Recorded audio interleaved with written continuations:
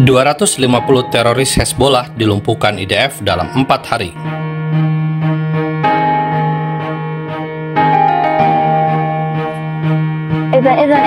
Saudara, dokumentasi ini adalah video serangan IDF di daerah Dahiyah, Beirut, Lebanon, tempat pemimpin Hezbollah Qasem Safiedin diduga berada. Sejauh ini IDF belum konfirmasikan isu tentang tewasnya pemimpin Hezbollah Qasem Safiedin pada 3 Oktober 2024. Sebelumnya, pengganti Nasrallah yang dibunuh pada 27 September 2024, yakni Hasan Khalil Yassin, tewas pada 28 September. IDF juga membunuh Muhammad Rashid Shafi, kepala komunikasi Hezbollah, pada Kamis 3 Oktober 2024 dalam sebuah serangan udara di Beirut, Lebanon. IDF juga melenyapkan pemimpin produksi rudal presisi Hezbollah, Muhammad Yosef Anisi. IDF menilai Anisi adalah salah satu teroris yang punya kemampuan di bidang teknik mesin sehingga mampu memproduksi rudal presisi. Menteri Pertahanan Israel Yoav Gallant menegaskan masih akan banyak operasi yang dilakukan IDF hingga Lebanon Selatan bersih dari senjata Hezbollah.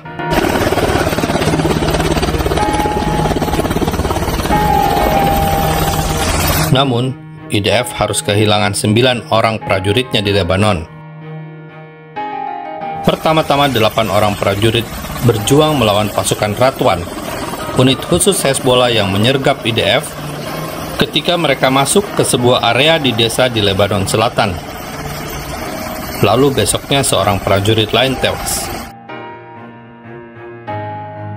IDF dalam hal ini berpeluang memasuki peperangan terbuka dengan pasukan unit Radwan Hezbollah yang memang memiliki ribuan militan.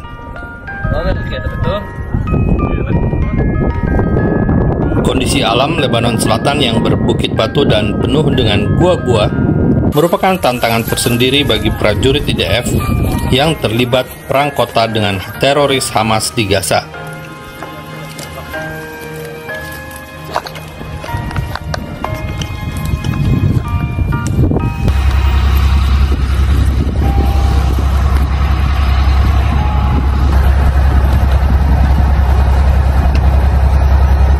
Saudara, IDF masuk ke Lebanon Selatan pada 1 Oktober 2024 malam. Pasukan Daud masa kini berjalan kaki, melewati garis perbatasan, dan menjadi ujung tombak pemberantasan teroris yang hendak membunuh warga Israel. IDF menemukan banyak senjata, amunisi, rudal, dan peluncur roket di rumah warga Lebanon. IDF juga menemukan kamera yang memantau pos tentara IDF di perbatasan Israel. Beberapa disita dan dibawa ke Israel, sisanya diledakkan bersama rumah tempat peluncur roket anti-tank itu disimpan.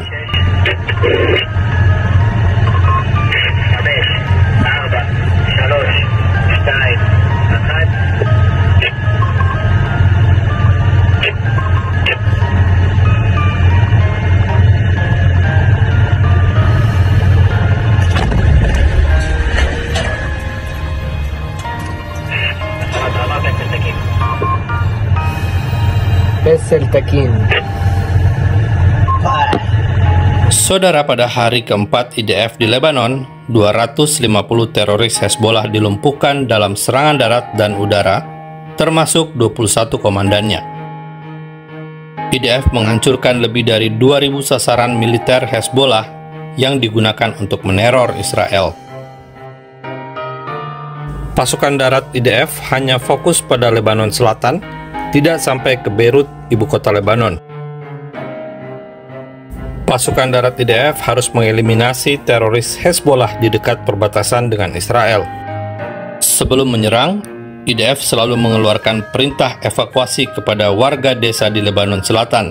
Bahkan mereka yang di atas sungai Litani pun harus mengungsi demi keselamatan mereka.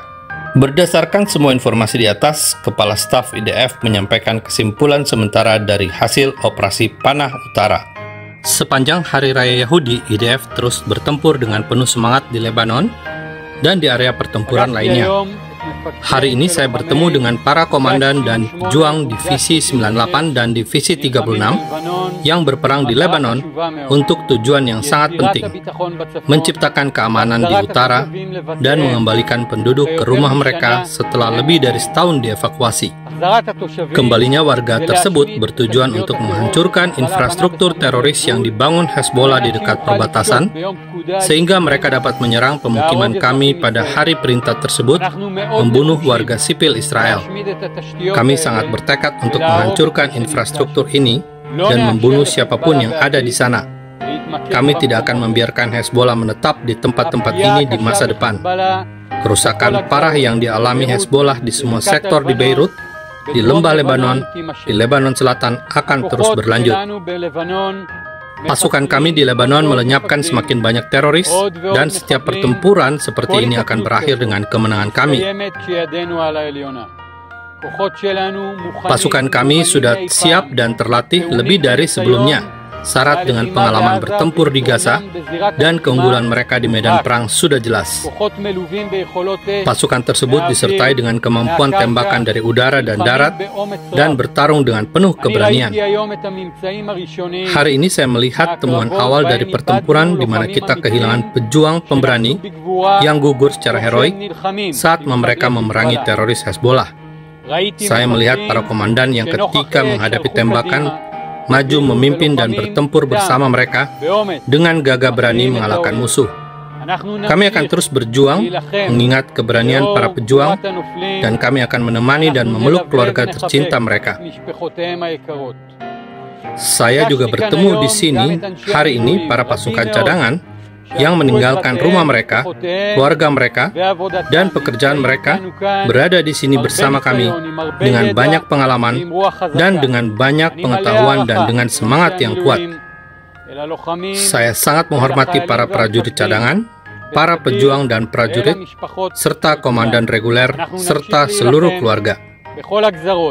Kami akan terus berjuang dalam semua keputusan tersebut demi menghadirkan keamanan yang lebih baik bagi negara Israel di awal tahun baru. IDF menghancurkan penyeberangan antara Lebanon dan Suriah di Al-Matsna. Ini adalah jalur yang digunakan oleh Hezbollah untuk menyelundupkan senjata ke Lebanon dari Suriah. Untuk pertama kalinya, IDF merusak infrastruktur untuk umum yang dibangun oleh pemerintah Lebanon. Namun jelas, IDF tidak bisa disalahkan, karena penyeberangan antara negara ini sudah dimanfaatkan oleh teroris Hezbollah dan milisi anti-Israel dari Suriah serta Palestina. Akibatnya orang Lebanon harus jalan kaki melalui penyeberangan ke Suriah. Damai hanya bisa tanpa terorisme. Salam damai dari Fakta Israel.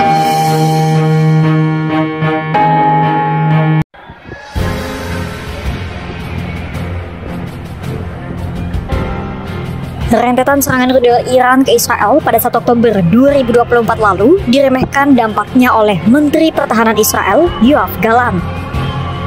Gallant menyebut kemampuan Angkatan Udara militer Israel sama sekali tak berkurang meski sejumlah rudal Fatah milik Iran menyasar fasilitas militer mereka.